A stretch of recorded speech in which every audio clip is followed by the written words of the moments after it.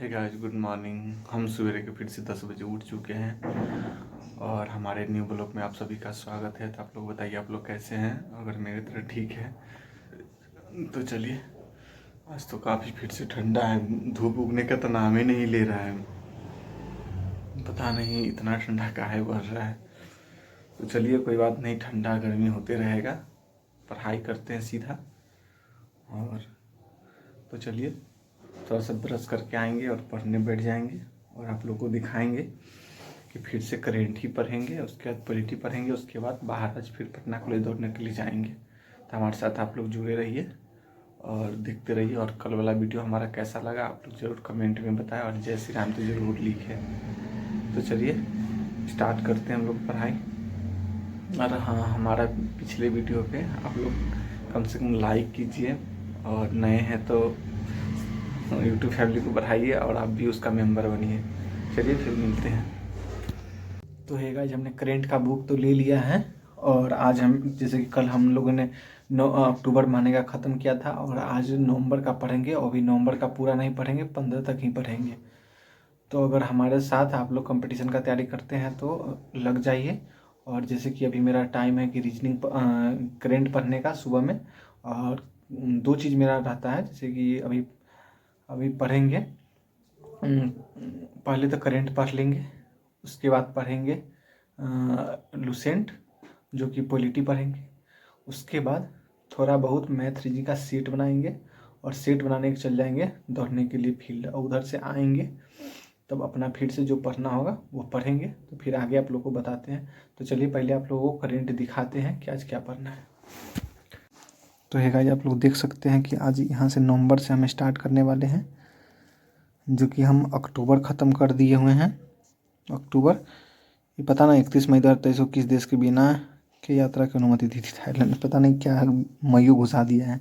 लेकिन अभी हम 1 नवंबर से स्टार्ट करेंगे और ये जो है काफ़ी सब सारा पढ़ना पड़ेगा और काफ़ी लंबा है। स्पीडी का करेंट तो काफ़ी लंबा है, आप लोग को भी पता होगा कि स्पीडी का जो करेंट है वो काफ़ी लंबा है। तो चलिए, एक बार तो हमने आपको दिखा दिया और दिखाने के बाद फिर स्टार्ट करते हैं। तो हम लोगों ने आज इतना तक ही पढ़ेंगे। तो चलिए स्टार्ट करते हैं और पढ़ते हैं, उसके बाद आप लोग से पूछ लेंगे, आप लोग को बता देंगे।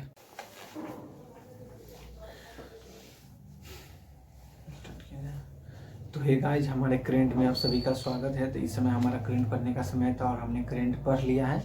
तो चलिए जो इम्पोर्टेंट करेंट है वो आप लोग को बताएंगे। और आज का करेंट काफ़ी इम्पोर्टेंट है क्योंकि नवंबर माह का है और आप लोगों को भी पता है कि अभी बहुत सारा एग्जाम होने वाला है। और आज का करेंट ना फ्री बताए तो काफ़ी अच्छा करेंट दिया हुआ है। और नवंबर जो है ना, आज और कल मतलब दिसंबर तक का करेंट बहुत अच्छा होने वाला है। तो चलिए हम लोग स्टार्ट करते हैं बिना देरी किए हुए। तो आज का पहला जो हमारा करेंट था वो ये था कि सामाजिक कार्यकर्ता को रोहिणी नैयर पुरस्कार से सम्मानित किया गया है, तो दीनानाथ राजपूत को। और अगला क्वेश्चन था कि 54वें IFFI में अंतर्राष्ट्रीय पूरी पैनल अध्यक्ष चुना गया है, तो शेखर कपूर को चुना गया है। वनडे क्रिकेट में सबसे तेज 100 विकेट लेने वाले गेंदबाज कौन है वनडे क्रिकेट में? तो शाहीन अफरीदी है। और क्रिकेट से जुड़े बैज बॉल शब्द को किस डिक्शनरी में जोड़ा गया है? तो कोलिंस में जोड़ा गया है, कोलिंस। और अगला क्वेश्चन था हमारा, अंडर 10 वर्ग में wild life photographer of the year पुरस्कार से सम्मानित किया गया है बिहान तल्या विकास को। और आज का करेंट है ना जो काफ़ी इम्पोर्टेंट है, किस स्टेडियम में महान क्रिकेटर खिलाड़ी सचिन तेंदुलकर का प्रतिमा का अनावरण किया गया है? कौन सा ऐसा स्टेडियम है जहां सचिन तेंदुलकर का स्टेचू बनाया गया है? तो आप लोग को भी पता होगा, वानखेड़ा स्टेडियम जो कि मुंबई में है। ब्रिटिश अकादमी पुरस्कार पुस्तक किसे मिला है? तो नंदिनी दास को मिला है, नंदिनी दास को मिला है। किस देश के क्रिकेटर डेविड विली ने विश्व कप के बाद संन्यास की घोषणा किया है? तो ये इंग्लैंड के थे। और अगला हमारा है किस राज्य में भारत का पहला लेवेंडर फार्म बनाया गया है? तो जम्मू कश्मीर में लेवेंडर फार्म बनाया गया है। तो चलिए अगला क्वेश्चन बताते हैं आप लोगों को। किस राज्य में भारत का पहला लेवेंडर फार्म? तो ये जम्मू कश्मीर में। एशियाई शूटिंग चैंपियनशिप में ऐश्वर्य प्रताप सिंह ने कौन सा पदक जीता है? ये स्वर्ण पदक जीते हैं। फीफा पुरुष विश्व कप 2034 की मेजबानी कौन करेगा? तो ये सऊदी अरब करेगा। किस देश की सेना का म्यूनिटेट 3 मिसाइल का सफल परीक्षण किया गया? तो ये अमेरिका का किया गया है। अब आ गया क्रिकेट से एक सवाल है जो कि काफ़ी इम्पोर्टेंट है और आप लोग को भी पता होगा। तो चलिए हम बताते हैं। वनडे विश्व कप में सर्वाधिक विकेट लेने वाली खिलाड़ी कौन है? आप लोग कमेंट बॉक्स में इसका जवाब दें। किस सशस्त्र बल न्यायाधिकरण के अध्यक्ष के रूप में नियुक्त किया गया है? तो राजेंद्र मेनन को। हुरून इंडिया परोपकार सूची 2023 में कौन शीर्ष पर रहे हैं? तो शिव नादर। प्रोजेक्ट कुशा किसने शुरू किया है? तो DRDO ने शुरू किया है।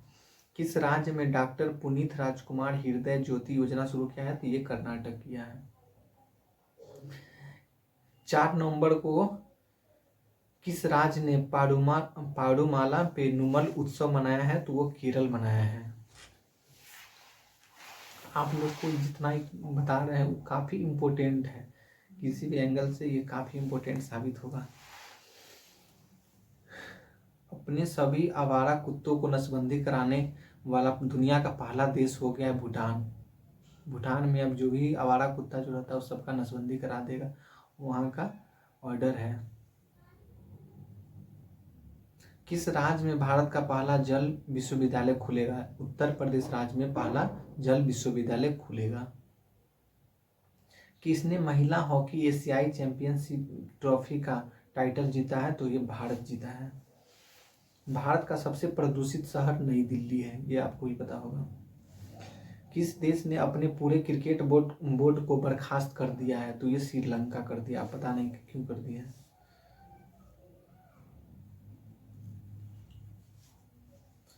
किस देश को समुद्र के अंदर ज्वालामुखी विस्फोट के बाद एक नया द्वीप मिला है? तो ये जापान को मिला है। जापान को यही द्वीप से मिलता है फटने के बाद। कहाँ ITBP का 62वां स्थापना दिवस मनाया गया? तो देहरादून में 10 नवंबर को ITBP का स्थापना दिवस मनाया गया है।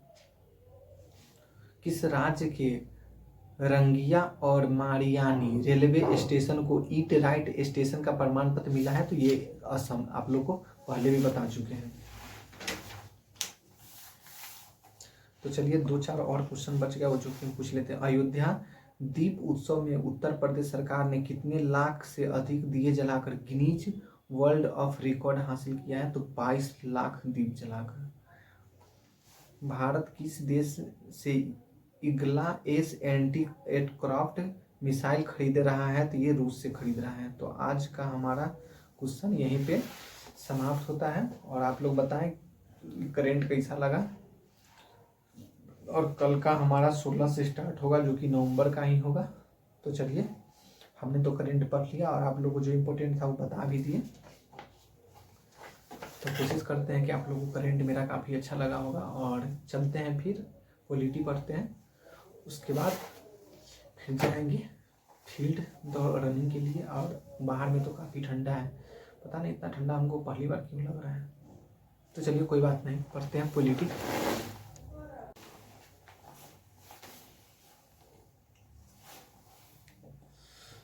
तो एक जैसे कि आप लोग को बता दें कि अभी मेरा पॉलिटी पढ़ने का साइंस है और पॉलिटी हम लुसेंट से पढ़ते हैं, जो कि आज लुसेंट में मेरा चैप्टर है आपात उपबंध। काफ़ी लंबा चैप्टर है। आज हमने तो रिकॉर्ड करने के लिए कैमरा को रख दिया, इसलिए दिखा नहीं सकते हैं, लेकिन पढ़ने के बाद आप लोग को जरूर दिखाएंगे। तो आज का हमारा टॉपिक रहेगा आपात उपबंध। तो चलिए इसको पढ़ते हैं और इसमें जो इम्पोर्टेंट लगेगा वो आप लोग के बीच शेयर करते हैं। लेकिन मेरा कोशिश है कि एक बार आप लोग को दिखा देते हैं। चलिए तो एक बार आप लोग को दिखा ही देते हैं। तो ये जैसे कि आपको दिखा दे कि आपात उपबंध यही चैप्टर है और ये पॉलिटी का चैप्टर है। इसके बाद पॉलिटी मेरा ख़त्म हो जाएगा कुछ ही दिन में और आप लोग घबराएं नहीं, बहुत जल्द पॉलिटी ख़त्म हो जाएगा। इसके बाद फिर अगला टॉपिक उठाएंगे हम लोग। तो आज हम लोग को यहाँ तक पढ़ना है और आगे इसका है भारतीय राष्ट्रीय चिन्ह, तो ये कल पढ़ेंगे और कोशिश रहेगा कि कल ख़त्म कर दें। कल ख़त्म कर दें। महत्वपूर्ण शब्दावलियाँ हैं तो उतना वो इम्पोर्टेंट है नहीं, अगर आप लोग कमेंट करिएगा तो बताएंगे, लेकिन कल ना ये पूरा दोनों ख़त्म कर देंगे। तो चलिए पढ़ते हैं, उसके बाद जो जो इम्पोर्टेंट लगता है वो आप लोग को हम बताते हैं। लंबा तो होगा, तो चलिए पढ़ते हैं और आप लोग अच्छे से सुन लीजिए।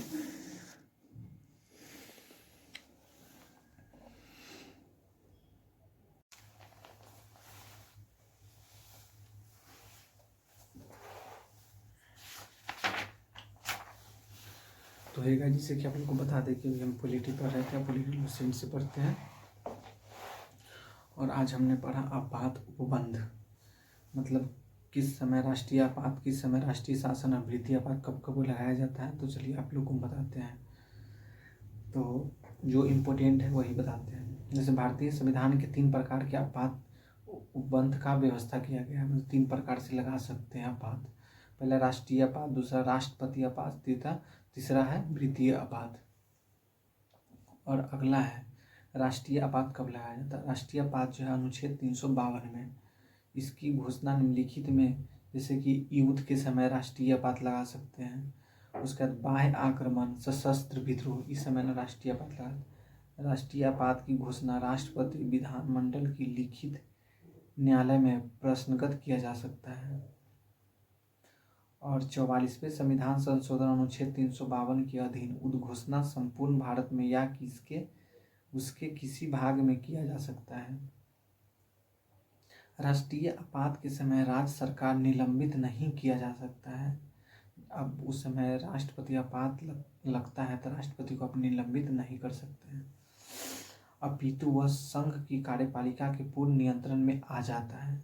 राष्ट्रपति द्वारा की गई आपात की घोषणा 1 माह तक प्रवर्तन में रहती है और यदि इस दौरान इसे संसद के 2/3 बहुमत से अनुमोदित करवा लिया जाता है तो वह 6 माह तक प्रवर्तन में रहती है। संसद इन्हें पुनः एक बार में 6 महीने तक बढ़ाया जा सकता है। और अगला है यदि आपात उद्घोषणा तब किया जा सकता है जब लोकसभा का विघटन हो गया हो, और लोकसभा का विघटन 1 माह के अंदर आपात उद्घोषणा का अनुमोदन किए बिना हो जाता है तो आपात घोषणा लोकसभा की प्रथम बैठक की तारीख 30 दिन के अंदर अनुमोदन होना चाहिए। 30 दिन के बाद यह प्रवर्तन में नहीं आता है। तो और काफ़ी इम्पोर्टेंट है ये सब एग्जाम में सब पूछा जाने वाला क्वेश्चन सब है कि कब लगाया जाता है, अगर लोकसभा है तो सदन विघटन होगा तो नहीं होगा, ये सब हमेशा पूछने जाने वाले हैं। तो अगला हमारा है यदि लोकसभा साधारण बहुमत से आपात उद्घोषणा को वापस लेने का प्रस्ताव पारित कर देता है तो राष्ट्रपति को उद्घोषणा वापस लेनी पड़ती है। इसमें कहना चाह रहा है कि लोकसभा साधारण बहुमत से आपात उद्घोषणा को वापस लेने का प्रस्ताव करती है तो राष्ट्रपति उद्घोषणा वापस लेनी पड़ती है राष्ट्रपति को। तो ये हो गया, यही कहना चाह रहा है। और है कि आपात उद्घोषणा पर विचार करने के लिए लोकसभा का विशेष अधिवेशन तब आहूत किया जा सकता है जब लोकसभा की कुल सदस्य संख्या 1/10 सदस्यों की लिखित सूचना लोकसभा अध्यक्ष को जब सत्र चल रहा हो तो राष्ट्रपति को जब सत्र नहीं चल रहा हो तो दी जाती है। मतलब जब चल रहा है तो नहीं दिया, जब बंद हो जाता है तो राष्ट्रपति को दिया जा सकता है। अब है लोकसभा अध्यक्ष या राष्ट्रपति सूचना प्राप्ति के 14 दिनों के अंदर लोकसभा का विशेष अधिवेशन आहूत करते हैं। अब थोड़ा इम्पोर्टेंट उतना नहीं है, लेकिन जो था हमने बता ही दिया है। और आपातकाल की उद्घोषणा का प्रभाव क्या पड़ता है। जब कभी संविधान के अनुच्छेद 352 के अंतर्गत आपातकाल की उद्घोषणा होती है तो इसमें क्या प्रभाव पड़ता है। इससे राज्य की कार्यपालिका शक्ति कार्यपालिका के अधीन हो जाती है। संसद की विधायी शक्ति सूची से संबंधित विषयों को विस्तृत हो जाता है, अर्थात संसद राज्य सूची वर्णित विषयों पर कानून बनाने का अधिकार प्राप्त हो जाता है। और थोड़ा बहुत है तो ये सब उतना इम्पोर्टेंट नहीं है। तो चलिए हम लोग फिर मिलते हैं, मैथ रीजनिंग बनाने के बाद आप लोग से मिलेंगे। और हाँ, तो चलिए, जाना भी है फील्ड, तो आप लोग से मैथ रीजनिंग बनाते हैं। तो हमारा पॉलिटी ख़त्म हुआ और जो इम्पोर्टेंट था वो आप लोग से पूछ लिए। तो चलिए, अब हमारा समय आ चुका है थोड़ा सा टहलने वहलने का, काफ़ी देर से बैठे हैं, खाना पीना खा के चलते हैं। तो आप लोग भी हमारे साथ रनिंग करने चलिए। ओके। तो ये गाइस, हम तो रनिंग करके आ गए हैं और हमें समय ही नहीं मिला कि हम वीडियो बनाएं वहाँ का। तो चलिए, कल से तो बंद ही रहेगा पटना कॉलेज भी। तो चलिए, फ्रेश व्रेश होते हैं, इसके बाद आते हैं तो मैथ रीजनिंग बैठ के पढ़ेंगे। और मैथ रीजनिंग बनाने के बाद आप लोग को बताएंगे कितना सही हुआ और कितना गलत हुआ। और चलिए, तभी फ्रेश होकर के बैठ जाते हैं पढ़ने के लिए, फिर आप लोग से मुलाकात होगी। तो है गाइस, जैसे कि आप लोग को बता दें कि हमने तो मैथ रीजनिंग बना लिया है। तो चलिए एक बार दिखा देते हैं आप लोग को कि मैथ हम आज कितना सवाल बनाए।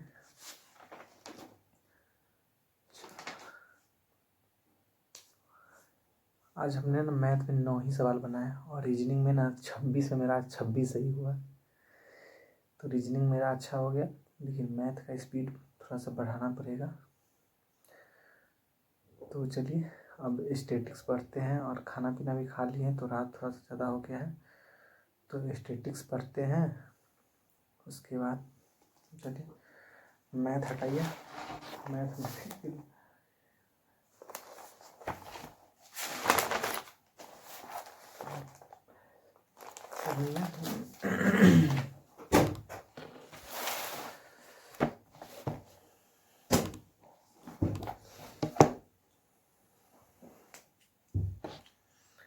तो ये गाइस बता दें कि हमारा जो स्टैटिक्स है वो अब ख़त्म ही होने वाला है। मतलब उसको मतलब ख़त्म होने वाला नहीं है, मतलब फिजिक्स जो भी है वो ख़त्म होने वाला है। जैसे कल आप लोग को बताया था कि ससंजक बल पढ़ेंगे, तो चलिए ससंजक बल पढ़ते हैं।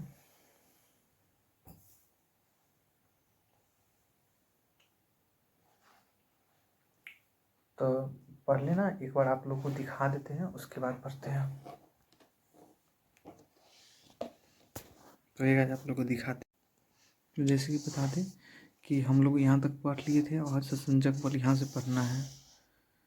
और कोशिश करेंगे कि आज ना गुरुत्वाकर्षण तक यहाँ तक ले पढ़ें, ग्रेविटेशनल तक पढ़ेंगे। उसके बाद अभी भी थोड़ा सा बड़ा चैप्टर है ना, हाँ आज कम से कम पूरा ग्रेविटेशनल भी पढ़ लेते ना तो ख़त्म हो जाता। चलिए देखते हैं, जहाँ तक होगा वहाँ तक आप लोग से पूछ लेंगे और पढ़ते हैं और कोशिश करेंगे कल ख़त्म कर देने का इसको। तो हैगा, जैसे कि बता दें कि हमने तो स्टैटिक्स पढ़ लिया और जो कि फिजिक्स में ससंजक बल और पृष्ठ तनाव और ये कार्य ऊर्जा शक्ति ये सब पढ़ना था।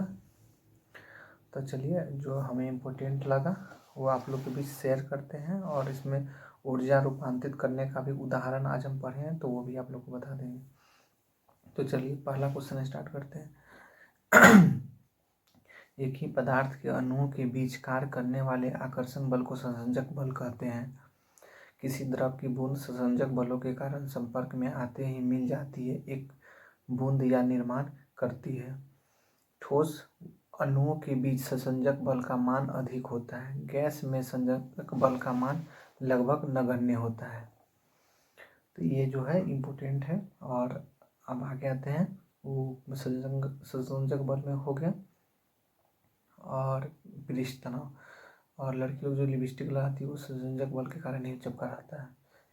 तो चलिए पृष्ठ तनाव बताते हैं। सरफेस टेंशन, किसी द्रव के मुक्त घटक क्षेत्रफल की खींची गई काल्पनिक रेखा के प्रति एकांक लंबाई पर लगने वाले बल को पृष्ठ तनाव मतलब सरफेस टेंशन कहते हैं।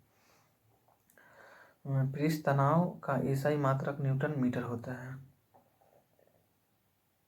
द्रव का ताप बढ़ने पर पृष्ठ तनाव कम हो जाता है। जब से द्रव का तनाव बढ़ता है तो पृष्ठ तनाव उसका कम हो जाता है, पृष्ठ तनाव कम हो जाता है। पृष्ठ तनाव के उदाहरण अब है जैसे पतली सुई ब्रिज तनाव के कारण ही पानी में तैरती है। अगर एक सुई पतली सा दे देंगे तो ब्रिज तनाव के कारण ही तैरती है। साबुन अथवा डिटर्जेंट जल में मिलाने पर जल का पृष्ठ तनाव कम कर देता है। साबुन का घोल कपड़ों में छिद्रों में पहुंचाता है, जिससे कपड़ों ज़्यादा साफ रहता है। साधारण जल की अपेक्षा साबुन की घोल से अधिक बुलबुले आते हैं।